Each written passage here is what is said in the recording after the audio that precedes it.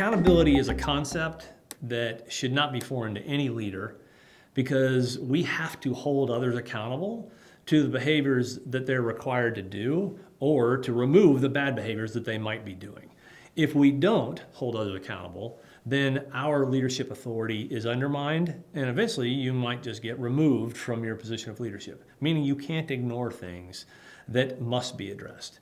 Calling someone out for a behavior is it creates tension. It can be nerve-wracking, and so you might want to put it off. You might struggle with the language, and you might try to figure out the right situation or the right way to do it. And there's all this sort of emotional drama and angst that might come with trying to hold someone accountable. It doesn't have to be that hard.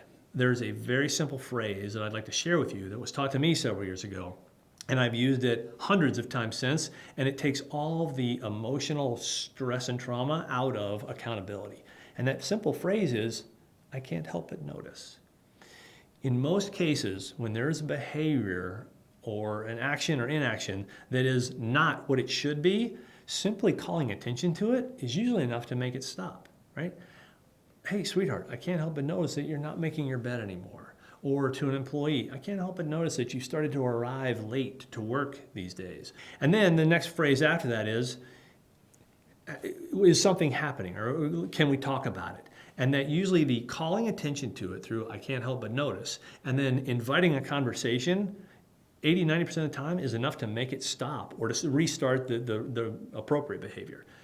It literally can be that simple. Now, if it goes beyond that and it's not enough to make it stop, now you've got a different issue. Now you probably have a personnel issue.